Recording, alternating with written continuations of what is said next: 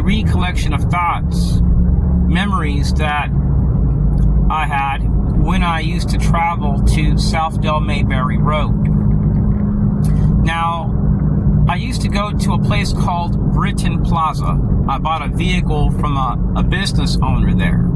And when I go to St. Pete to go swimming, which is next to Tampa, I pass by there. And I've been going there now for about 7 years.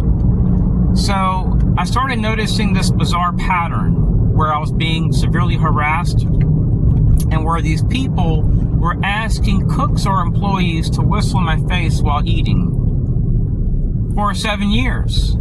And these people were very clandestine.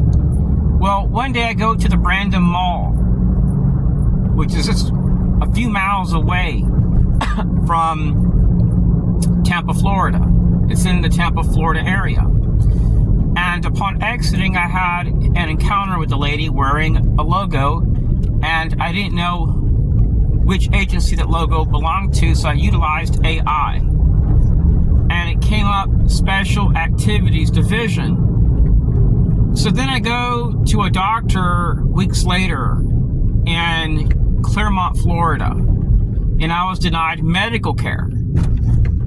I couldn't figure out what was going on. So when I exit the doctor's office, I see a vehicle with a CIA tag, and it had no tag in the back. So the next day I'm taking a walk, and I'm surrounded by a group of neighbors. And what I found bizarre was they surrounded me while wearing blue shirts. And I found out that one of these guys works at Lockheed Martin in Orlando, Florida. And what's really strange is that the day prior, I was at Icon Park in Orlando, Florida. It was the last time I seen my aunt. She died shortly afterwards. And we were confronted by a man in a white van that blocked the entire road and just flicked me off and started honking the horn. And similar stuff started occurring around my house. Well, during that time, I shared with TIs on Facebook in different groups, people with Lamborghinis driving around my house like at over 100 miles per hour, people shooting guns, and even the police that lives 2 houses away from me. That police officer heard it and called the cops. Death threats, harassment in at gas stations. They would just walk up to me, whistle in my face on the second out, and leave really quick. And when I would go to police, they would redact the reports. They would say my matter is civil. They wouldn't help. So I reached out to the NSA, and they slammed the phone on me. I had reached out to a court subject matter expert, and he stated these acts have been linked to mass shootings and violence. He says, you need to reach out to like our counterterrorism groups. I'm like, yeah, that's what I'm gonna do. Because I'm against violence. I don't carry weapons. So I reached out to the NSA, and they slammed the phone on me, and I have the actual recording. I reached out to DHS, and they slammed the phone on me. I didn't call the FBI again because in the past, they've always slammed phones on me.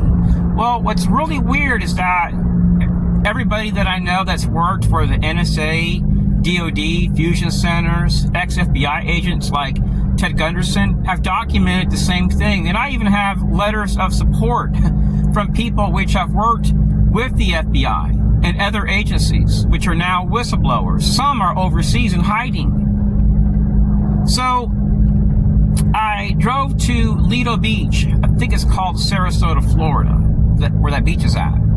And I parked my car at the beach area, and I walked with my family to a daiquiri shop. And I had some food there and one drink.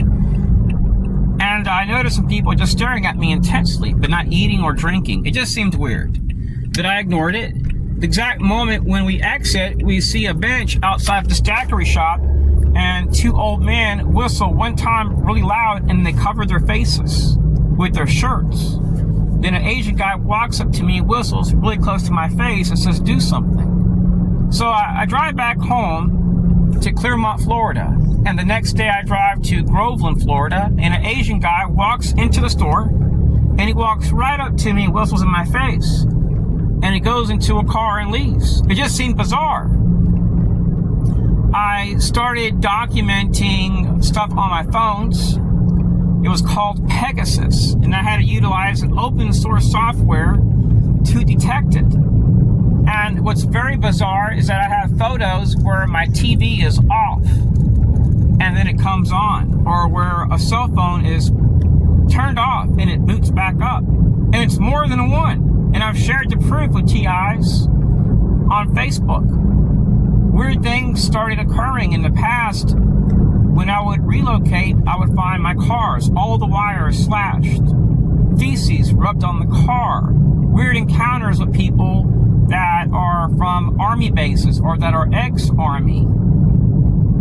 And one day I just decided to relocate from that place and go somewhere else, and the same things would occur. A while back, I drove from Clearmont, Florida to Fort Lauderdale, Florida to celebrate my birthday. And upon arrival to this 5-star hotel, weird things started happening. I don't know if THS has some type of information sharing portal with hotels that's shared with clandestine groups, but it was bizarre. And I go to this casino and I just play like $20 in slots. And the second I get out of my car, I notice something very bizarre. When I get out of my vehicle, I see two people wearing suits, and they arrived as I did, and I seen a lady with a Florida Sheriff Association sticker on her tag. She parks next to my car, and she just stares at me. And I go, let me go back. So once I get out of the vehicle, I notice that there's two people wearing suits, and they arm their car door. Well, what's really weird is that the day prior to going there, I'm parked at a lakeside parking lot watching the sunset, and a Jewish guy arms his car and opens his door, and the alarm goes off. And he does that for 15 minutes. Well, these people were doing the same crap. So while I'm walking into the casino with my family, a deputy is running up to me, and he's on his ham radio saying the guy is just walking with his wife. It wasn't my wife, it was a relative. And I've documented this pattern in Leesburg, Florida, where I would take my 90-year-old grandmother out of Hearthstone Retirement Center in Leesburg, Florida, and we would drive to the Leesburg, Florida Mall. And there'd be nobody in the food court at times. And the cops would come running in to the table saying he's just eating food. Well, I don't live in Leesburg, Florida. And one day I took my grandmother out of the retirement center to have lobster rolls, and we take the lobster rolls to a lake, public lake, and a guy parks next to the vehicle and stands right in front of my car smoking a cigar, not looking at the water, just looking at us intensely. Then I pick her up one day, and a guy pulls up next to my vehicle at my grandmother's retirement center. And he stands in front of the retirement center. He just looks at me like this right here. Just real intense. I look at his tag. It says G4I. I look it up. It says G4I staffing Black Ops. So the next time I go there, my grandmother tells me she's being harassed by nurses. And I'm sitting with her watching TV at this retirement center. And every time I stood up, somebody would walk up to me and whistle in my face. And then I would notice every time they did this, these people would quit their job. And they're all nurses. And what I found really weird was they all have secret clearances. So I drive back to Clearmont, Florida, and I decided to take a break from visiting my grandmother.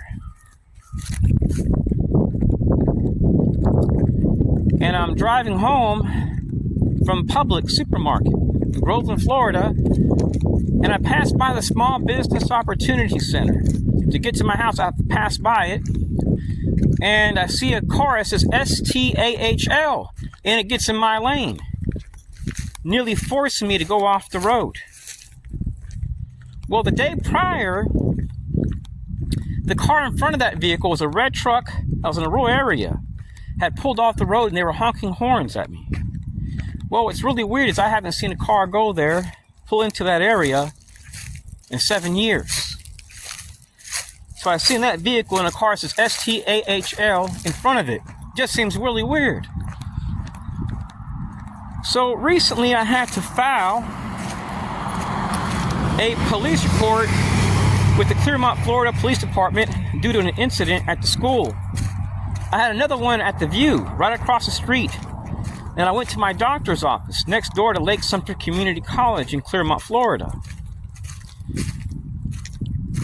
And I was denied medical care. And my primary doctor was blown away. It's a cancer specialist office. The videos show harassment and proximity to that area, and it shows bizarre stuff with a school teacher, ex-Marines, Jewish people, Freemasons, groups coming up as being involved in radical feminism. It just seems so bizarre. So, one day I drive with my family to Mount Dora, Florida to have a family dinner. It's a little drive. And upon arrival, we park our car right in front of a Cuban restaurant. And I see an elderly guy with a Purple Heart tag. I have his face, everything, even his VIN number and his tag. He pulls up in the front, and there's a line of people to get into this place. And he walks up to the hostess and says, whistle close to his face. He said, I don't want to say it online. It's horrible. Upon arrival. So when I get to the front, she whistles in my face. This started occurring at gas stations, and the videos show elderly people. I could be drawing blood, and somebody would walk up to me and whistle in my face. And then I would see these guys wearing black suits laughing hysterically. And they utilized ex-Army. They utilized members of VFW, American Legion, contractors to go to these people. And I have documents where it actually shows that they actually outsource, and contractors do, to local VFW groups because they are considered national security partners. Go to any American Legion website and it says, we support national security, patriotism, youth, vets. Well, here's what's really weird. The videos that I have show people with Purple Heart veteran tags, and it shows children partaking in this activity in more than one state. So, in America, we do have something far more worse than sleeper cells, because essentially these people are utilized as patsys. They utilize innocent people for false flag activities. Now, when you look at what the FBI used to do, they used to try to recruit mentally ill people for false flags. And they would give them fake explosives, automatic weapons, and then they would place terrorism charges on them. And they would even utilize convicted sex offenders and pay them $100,000 to create terrorism cases. I don't know if they're friends with Epstein, these sex offenders that were used, but anyways, it just seems bizarre. Why utilize a sex offender? We should get these people in jail, not give them a break. Why would we want to give a sex offender a break? So, many of these people, from what I understand, had their sentences dropped because they were mentally ill. Now, imagine if we had the CIA doing that. Do you think they would be creating cases? I don't think so. Maybe terrorists, but not cases. Now, there's an executive order which allows the CIA to operate on our soil, but it has to be with the FBI. Well, when I lived in Texas, I had weird encounters upon arrival to the Tarleton Law Library. And this lady would arrive as I did, every time I did, and I went to the FBI facility, and guess who exited? That lady. She went to my doctor's office. She went to my block watch captain. She would be dropped out of vehicles in areas where I walked, and she would just put on a massively thick jacket and be drenched in sweat. And when I would eat with my family, the same thing would happen. in 106-degree temperature, she would do this. I'd be harassed at gas stations. And I've shared the footage with many targeted, excuse me, many targeted individuals. I need some water because I have cotton mouth. It's hot out here. So I've documented a pattern of harassment which shows that these people that are involved in targeting, and I'm not talking about the FBI specifically, I'm talking about clandestine groups that are worse than the FBI. And the pattern shows that these people will go into stores and harass people. No joke, even in a place called Green Acres, Florida. I had a relative which had a medical procedure done. And it was pouring rain, so I sat in the car. And a lady pulls up next to me and calls the police on me. And I noticed she never got out of the car. She just stared at me while I was playing Tetris. And told the police there's somebody touching themselves. Here's what I found to be weird. Why would the fire department come for something like that versus the police? Well, I didn't know this. So when the rain stopped, I go into, it gets called Ross. I look at clothes, and a guy walks up to me and whistles in my face. And he's wearing a suit, and then he walks out. So when my relative gets her procedure done, I notice a lady wearing an army hat. She exits the store with a bag of stuff and walks up to that guy that whistled in my face. It was very synchronized. And then they leave. And I notice all around my vehicle, police cars from West Palm Beach, the fire department, surrounding the vehicle. So I got the police radio dispatch, and they said something about fire in the hole or something like that. Like a dangerous situation. Well, if somebody's touching themselves, is that a dangerous situation? Which I wasn't touching myself. I was clearly just sitting down, utilizing my phone, burning time. So these people clearly knew that I was being targeted by some type of group trying to create a problem. They knew that what they were being told was false. I had the police radio dispatch. So I go to Colombia for the first time in my life with my family about 8 months ago. And I'm eating in the Boca Grande Mall, Plaza Mall. And I go up this escalator, and they have a food court. And I see a security guard leaning against the wall when you go up the escalator. And while I'm eating food, I see a guy wearing a black suit talking to the security guard, and I see him hand him some paper, some thin pieces of paper. Well, this guy wearing the suit walks up to me while eating and whistles over my food. He actually ducks down and walks away. I didn't eat the food, and I just ignored it. When we leave and go down the escalator, the security guard walks up to me. When I go to the airport to leave in Cartagena, Colombia, a lady wearing a police uniform at the airport walks up to me and whistles in my face. When I sit down, I see two people, and I notice they're looking at me, and they both whistle one time. Really weird crap. So I go to Vietnam to get some dental work done. I thought about actually declaring political asylum there. And I'm on the 15th floor of this building. And anytime I would exit, this guy would exit. He'd walk up to me, whistle, and go back to his room. It just seemed so bizarre.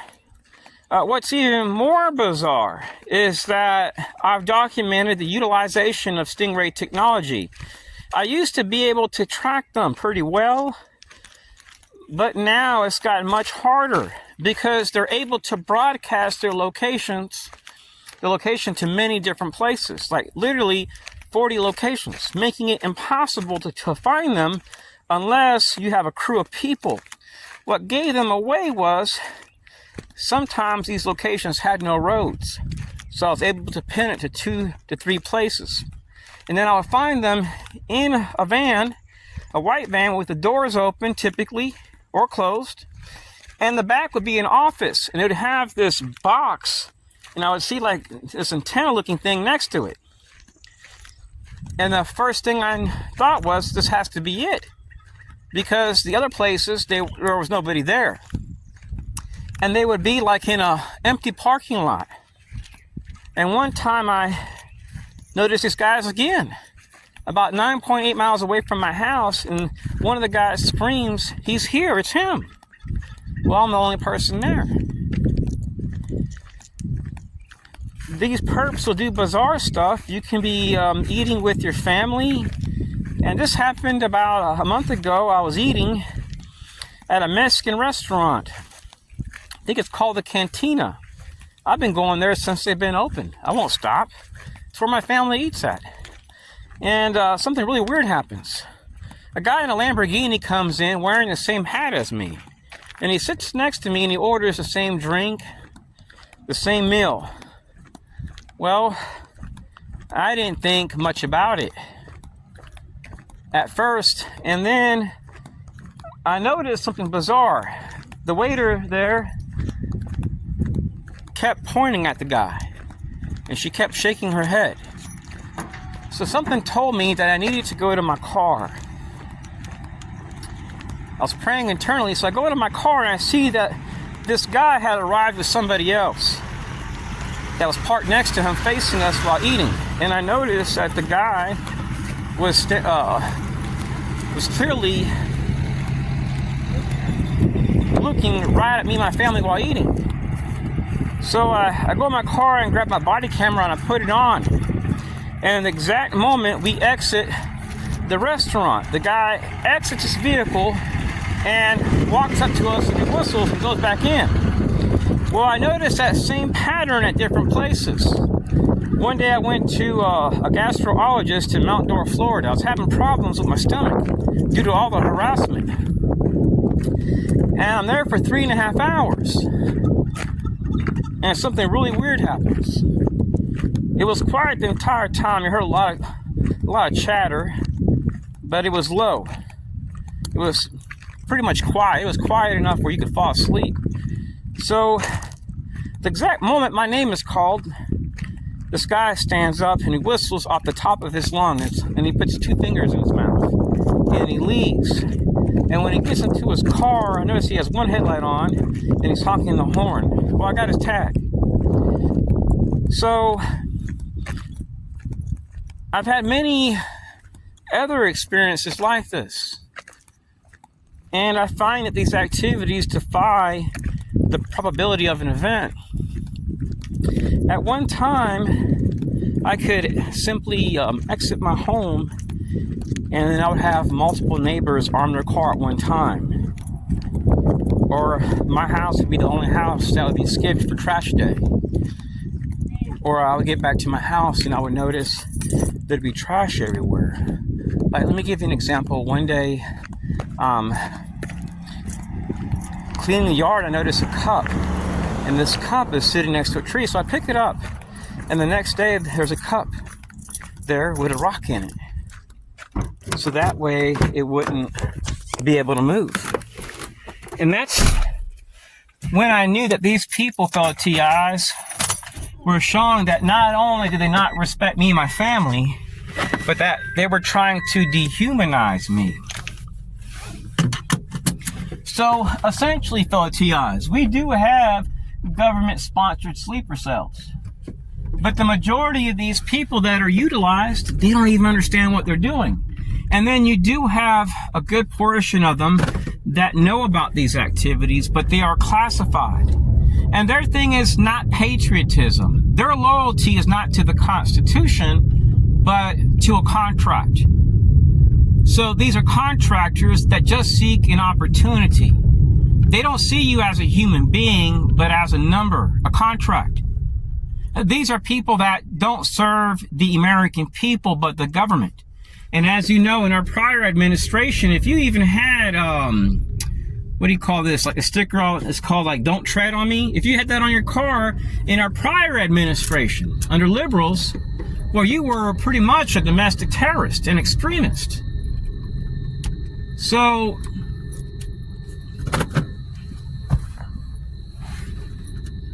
what the enemy would do was, fellow TIs, is flag you as being a threat, and work to destroy your life. They would go to police, and not only would they go to police, they would request mutual aid. So you could be eating with your family, you're wondering, why are the cops here? Well, it's not because you're a threat, it's because somebody has called them. And typically what they would do was they would harass me, and then the cops would be outside. And then when these people would leave, the cops would leave. See, our system is designed to put our trust in the same groups which have historically supported terrorism. Now, what do you call people that support terrorism? Terrorists, right? Well, here's the hard part about this that many Americans can't grasp, or they can't accept, that the system would do this to people. Well, the video proof and the records exist, and I have massive files, and it shows secret clearance, Special Activities Division, or some type of group involved in black ops, and it's foul after foul after foul. So when you look at Operation Chaos, it impacted 300,000 Americans. It was an illegal operation. Pattern recognition is starting to kick in. I don't hate the CIA. They have families, they have people they love just like me. I want to live. But I'd rather enjoy 1 year of life outside of America under political asylum than live here another 20 years and go to schools to be called a terrorist and be pushed out of schools and harassed by transgender people and ex-army and be harassed at gas stations, stores, schools, flights overseas. So I have to go to countries where these people don't have embassies or where they have little power, because the only thing I've documented is systematic harassment. They essentially traumatize you through torturing you and traumatizing you to a point where you don't want to be here. That's not the case for me, but that was the case for Ernest Hemingway. Actress Jean Seberg. Most Americans can never comprehend how it feels to be systematically harassed and mobbed. And that's what they do, fellow TIs. It's just much worse than what Julia Davis, or what's her name? DHS whistleblower Julia Davis, actress Jean Seberg, Ernest Hemingway. It's much worse than what they went through, because now they have more technology. Did you know in the 1960s, the CIA tracked anti-war activists via satellite? So you can only imagine what they have now. Things are much more high-tech. And just in this area where I live at now, there are more contractors than the the CIA's workforce.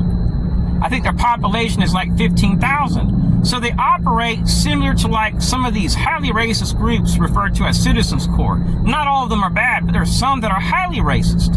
One that targeted me in Texas, that a private investigator found out was targeting me, was on the safety board and was utilizing the Daughters of the Confederacy. And I have the snapshots to prove it. So a lot of these people aren't screened. They're not going through a background check. They're not getting one of these background checks comparable to the military. They're just regular Joes. And regional councils, fellow TIs. Some of them are nothing more than backdoors for the deep state. It's jam-packed with politicians, city commissioners. A while back, they passed a law where politicians had to share how much they were making. All of a sudden, a bunch of them quit here in Florida. You know why? Because a lot of them are getting money. And when people get targeted, guess who these corrupt actors go to? They have to go to your city commissioner, because they're in charge of community policing.